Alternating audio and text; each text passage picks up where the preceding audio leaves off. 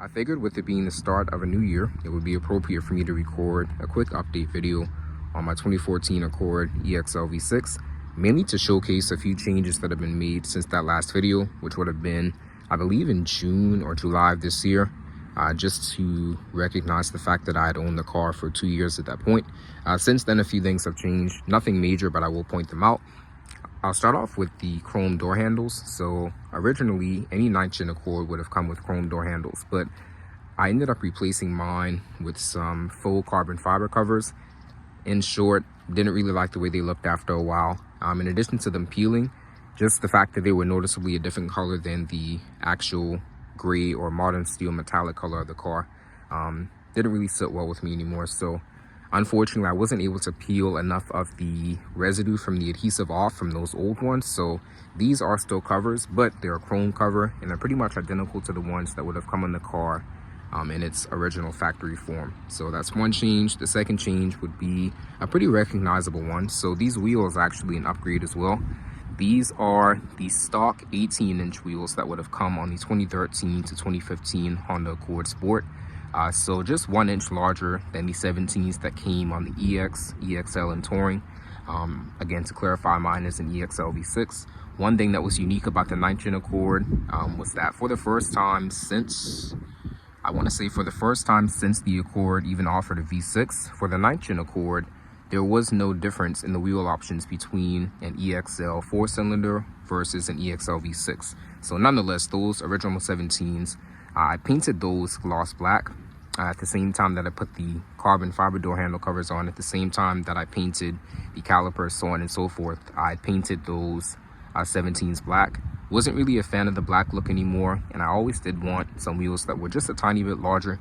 And fortunately, I can say these, in addition to being a nice design, they don't really interfere with fuel economy, road noise, or ride quality too much. So I think it's a win-win.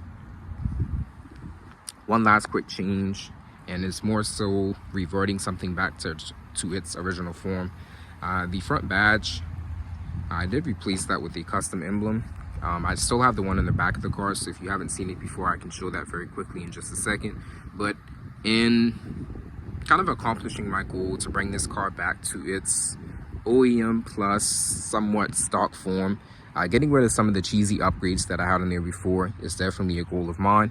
This car is 10 years old. It's a Honda Accord. It's not intended to be a sports car at all.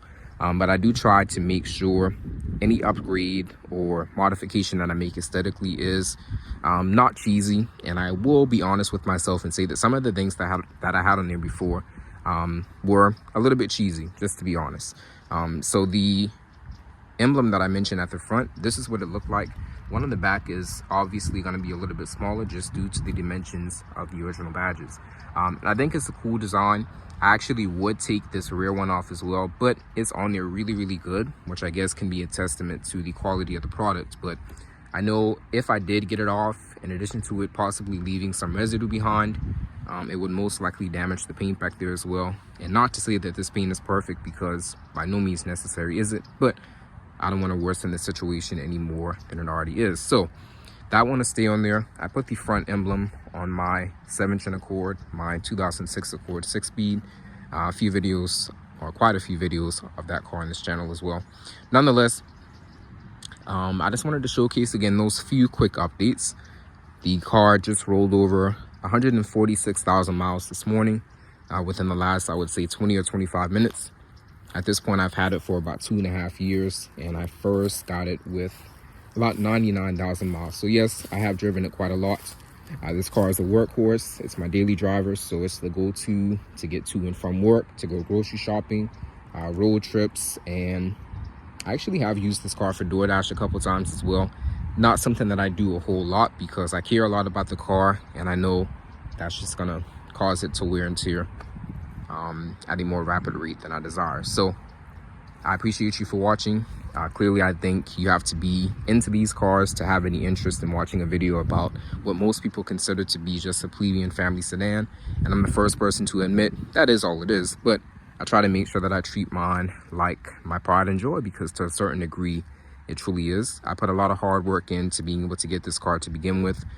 So I appreciate the fact that it returns the favor to me in a sense by giving me a reliable daily driver that I can always depend on. It recently did go in for routine maintenance and it got a clean bill of health, so it's my hope that it'll continue to return just as much enjoyment to me and just as much dependability to me as it has so far.